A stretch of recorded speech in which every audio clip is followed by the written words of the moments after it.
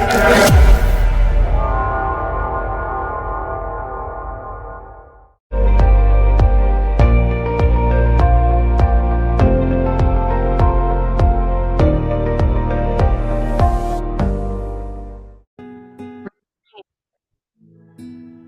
selamat pagi saudara yang diberkati oleh Tuhan Yesus Kristus. Mari kita bersyukur kepada Tuhan. Pagi hari ini adalah pagi hari yang diberkati. Diberkatilah orang yang mengandalkan Tuhan, yang menaruh harapannya hanya kepada Tuhan. Sekalipun daging dan hatiku habis lenyap, namun Engkau tetaplah Tuhan Allahku. Sekalipun kita ada di dalam dapur perapian, tetapi tetap mengucap syukur kepada Tuhan. Manado sedang diliputi dengan hujan, badai, di mana-mana ada pohon yang runtuh, roboh, longsor, hujan menggenangi dan banyak rumah-rumah yang sedang tergenang. Kita tetap berdoa supaya Manado itu boleh dipulihkan dan dijauhkan dari bahaya yang lebih lagi. Namun saudaraku yang diberkati, apapun keadaan saudara pada hari ini, mari tetap mengucap syukur. Dan kami mohon dukungan bagi kami yang ada di Sulawesi Utara, di berbagai tempat itu sedang terjadi beberapa banjir bandang saudara, dan juga longsoran dan lain sebagainya. Tapi kita tetap percaya Tuhan pasti bela, Tuhan.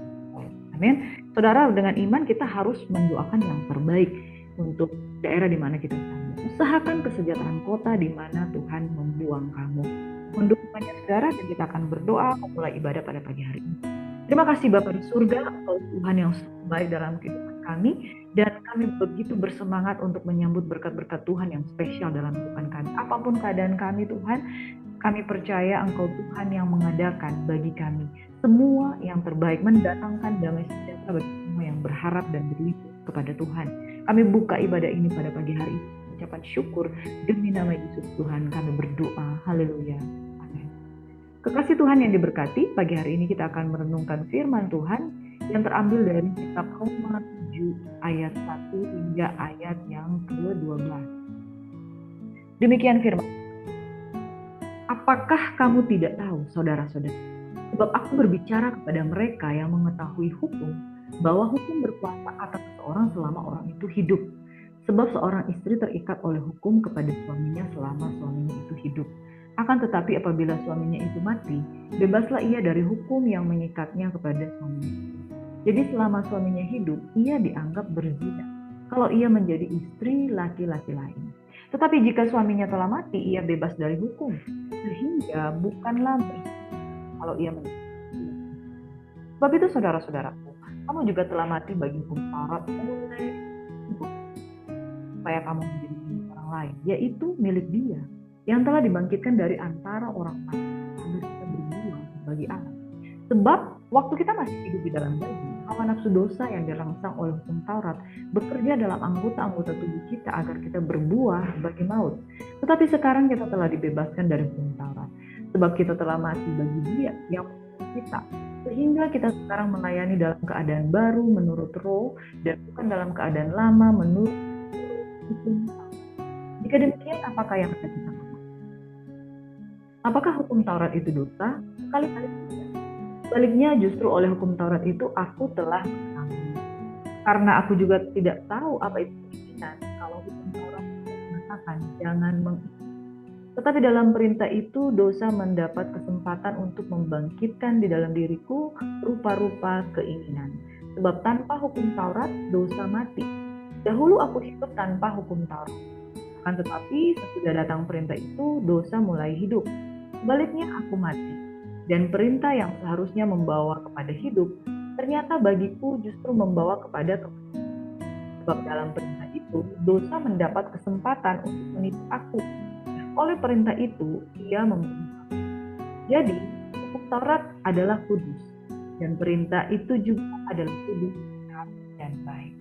Saudaraku yang diberkati oleh Tuhan Yesus Kristus, di dalam ayat yang ke-7 dikatakan, sebab itu saudara-saudaraku, ayat yang keempat, sebab itu saudara-saudaraku, kamu juga telah mati bagi hukum Taurat oleh tubuh Kristus, supaya kamu menjadi milik orang lain, yaitu milik Dia yang telah dibangkitkan dari antara orang mati, agar kita berbuah bagi Allah. Dalam hal ini saya mau katakan, dulu ada perjanjian lama, sekarang ada perjanjian baru di dalam Yesus. Waktu kita masih hidup di dalam daging, hawa nafsu dosa yang dirangsang oleh hukum Taurat bekerja dalam anggota-anggota tubuh kita agar kita berbuah bagi maut. Tapi sekarang kita telah dibebaskan dari hukum Taurat. Sebab kita telah mati bagi Dia yang membunuh kita, sehingga kita sekarang melayani dalam keadaan baru dan bukan dalam keadaan hukum Taurat. Sederhananya begini, daging manusia itu semakin dilarang oleh hukum-hukum menurut perintah-perintah yang tertulis, semakin pengen melawan dan semakin ingin melakukan dosa.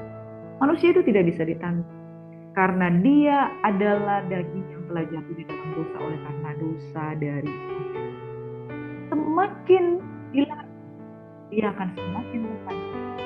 Sebab dosa awal dari Adam dan Hawa adalah memakan buah pohon yang baik dan jahat.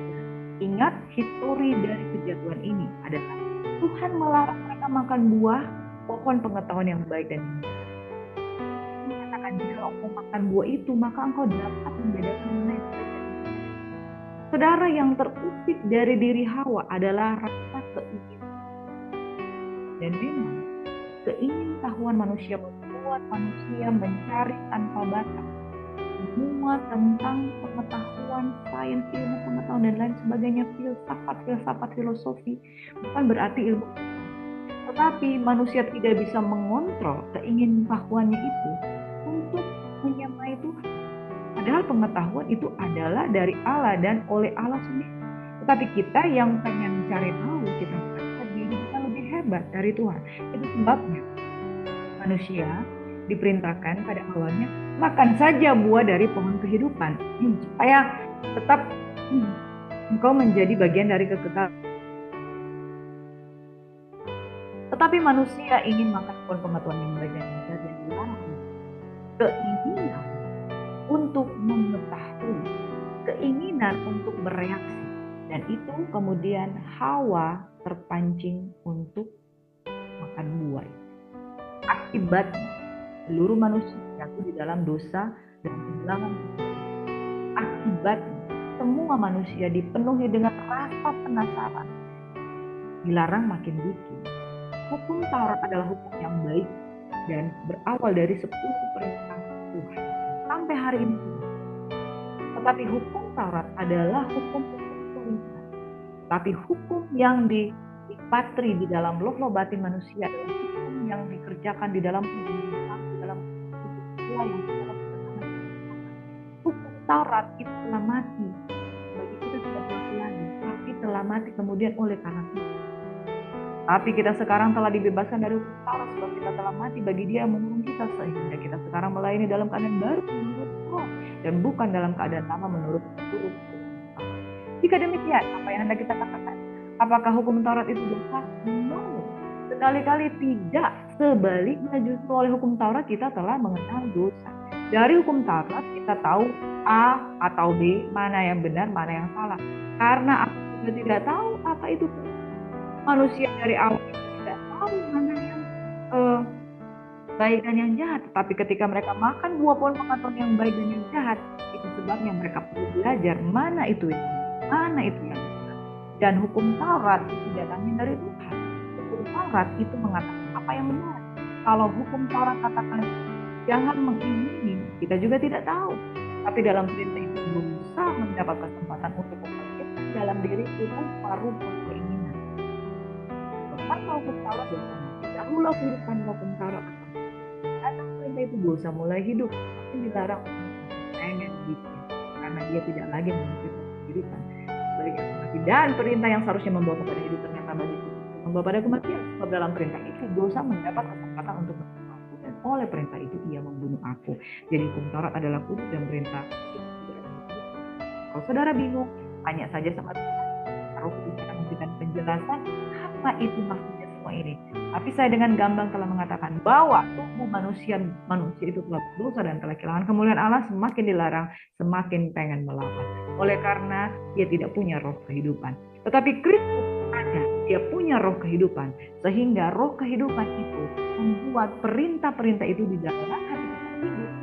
Waktu roh kita mati, perintah itu tidak hidup. Makanya hukum Taurat itu justru semakin melarang, semakin ditantang oleh manusia dan lingkaran karena roh kita mati. Tapi setelah Kristus, roh kita hidup. Ayat 13. Jika demikian, adakah yang baik itu menjadi kematian bagiku? Sekali-kali tidak. Tetapi supaya nyata bahwa ia adalah dosa, maka dosa mempergunakan yang baik untuk mendatangkan kematian bagiku. Kita tahu bahwa hukum Taurat itu adalah rohani, tetapi kita bersifat daging. Kenapa daging? Karena tidak ada roh kehidupan yang Adam dan Hawa sudah kehilangan sejak dari taman Eden. Karena itu kita sifatnya daging. Sebab apa yang hendak aku perbuat, aku tidak tahu. Tidak ada kebenaran dalam spirit itu. Karena bukan apa yang aku kehendaki aku perbuat, tetapi apa yang aku perbuat. Jadi jika aku berbuat apa yang tidak aku kehendaki, aku menyetujui bahwa hukum Taurat itu baik. Kalau demikian bukan aku lagi yang memperbuatnya, tetapi dosa yang ada di dalam aku. Kalau aku tahu bahwa di dalam aku yaitu di dalam aku sebagai manusia tidak ada sesuatu yang baik, sebab kehendak memang ada dalam aku, tapi bukan aku berbuat apa yang baik. Sebab bukan apa yang baik yang aku perbuat, apa yang tidak aku kehendaki yang aku perbuat. Jadi jika aku berbuat apa yang tidak aku kehendaki, maka bukan lagi aku yang memperbuatnya, tetapi dosa yang diam di dalam aku. Demikianlah aku berkata, jika aku menghendaki berbuat apa yang baik, itu ada padaku. Sebab di dalam batinku aku itu tapi di dalam anggota tubuh aku melihat orang yang berjuang melawan begitu dan membuat aku menjadi tawanan hukum dosa yang ada di dalam tubuhku. Aku manusia celaka. Siapa yang akan turut kepada jadi kalau begitu aku melayani sama, tetapi dengan tubuh insaniku aku melayani dosa. Akibat dosa, maka kita kehilangan kemuliaan Tuhan. Roh Kristus tidak pada kita dan tubuh kita begitu mudahnya jatuh di dalam kita, dan tadi sifatnya adalah selalu. Tetapi syukur kepada Tuhan ketika ada Kristus, maka Kristus masuk dalam hati kita dan memberikan satu roh kehidupan di dalam kehidupan kita sehingga kita mampu. Tapi apa yang terjadi dengan tubuh kita? Masih di daging, dan dengan tubuh insaniku kita melayani hukum dosa, yaitu antaranya kematian, hidup sakit, dan juga ketika dihadapkan dengan Tuhan kita bisa bereaksi, indera perasa masih ada. Kalau kita daging tetap daging dengan orang yang bukan pasangan kita bisa jatuh dalam dosa juga, karena tubuh masih daging bisa tergoda, bisa jatuh dalam dosa, bisa dibuahi dosa. Di dalam hati baru di dalam mulut. Makanya selama kita hidup dengan akal budi, kita harus melakukan hukum Tuhan yang benar yang sudah di dalam hati kita. Penting banget mau katakan bahwa hukum Taurat itu hukum yang baik, hukum yang benar, tapi karena manusia jatuh dalam dosa, kita tidak bisa mengikuti. Kecenderungan kita adalah melawan. Akibat dari semuanya itu maka kita dihukum.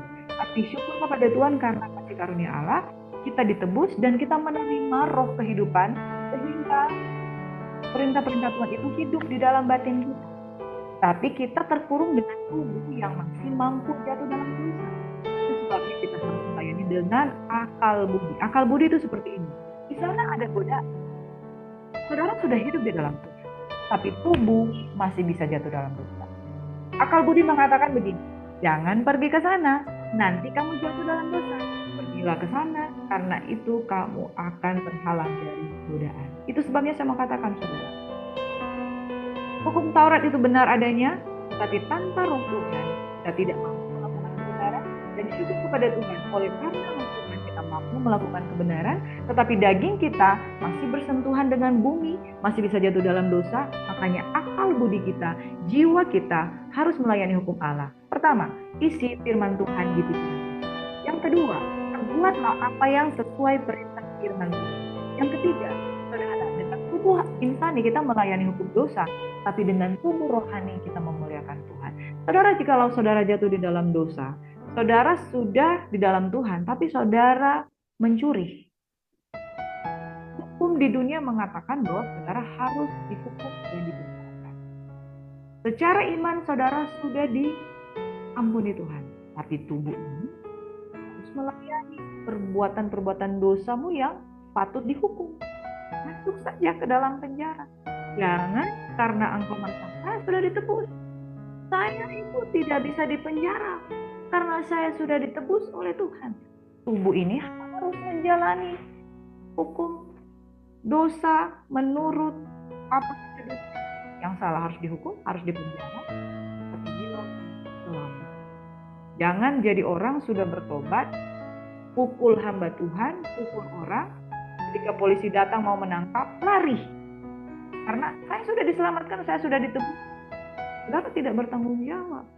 Saudara harus lakukan adalah tubuh insani ini harus melayani hukuman atas dosa yang saudara perbuat di dunia. Tetapi dengan akal budi melayani hukum Tuhan, melayani Tuhan. Kami saya melayani di Lapas Tondano karena dia bekerja di sana. Banyak orang-orang yang masuk penjara dan di sana mereka bertobat, bukan berarti setelah mereka bertobat langsung bebas keluar. Enggak, jalani hukum secara tubuh insani di penjara dan dengan akal budi layani hukum Allah, melayani Tuhan. Mereka saudara, tubuh mereka terpenjara, tapi hati mereka tidak terpenjara. Mereka diselamatkan oleh Tuhan. Mereka di tempat di mana mereka dipenjara, mereka bertobat di sana. Inilah yang benar, saudara. Kalau memang kita harus kita sudah menabur apa yang salah, kita menuai di bumi ini, dan kita harus dihukum oleh karena hukum dunia ini, jalan. Jangan lari. Tapi biarlah keselamatan daripada Tuhan itu menjadi bagian kita. Jangan jadi orang setelah lahir baru bertobat merasa sudah benar terus dan tidak mau tubuh insani tidak mau melayani, tidak mau bertanggung jawab atas apa yang diperbuat. Kau menabur, kau menuai. Kau menabur dalam daging, engkau menuai. Engkau menabur dalam roh, maka engkau akan menuai kehidupan. Kalau engkau sudah terlanjur melakukan kesalahan, engkau harus bertanggung jawab, masuk penjara dan lain sebagainya. Masuk, saudara. Dan kemudian saudara akan diselamatkan ketika saudara bertobat. Even di dalam penjara, saudara tetap bisa menjadi Tuhan. Jangan jadi orang yang tidak bertanggung jawab. Hanya karena kita merasa Tuhan sudah membenarkan dan menyelamatkan kita.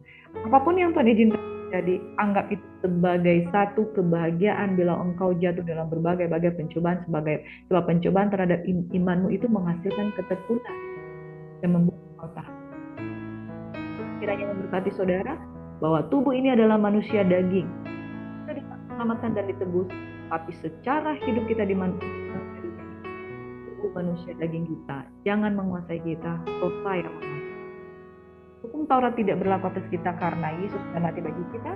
Perjanjian lama itu ada, tapi perjanjian baru lebih berkuasa. Dengan iman katakan, Tuhan Yesus selamat. Tuhan Yesus memberkati kita. Selamat beraktivitas, jalani kehidupan manusia baru dengan baik, dengan bertanggung jawab, bertobat dengan Tuhan Yesus memberkati. Tuhan kiranya memberkati dan melindungi engkau, supaya engkau jujur berintegritas, tulus di dalam pertobatan. Bukan seperti manusia-manusia daging yang memanipulasi dan memanfaatkan kasih karunia untuk kepentingan-kepentingan pribadi.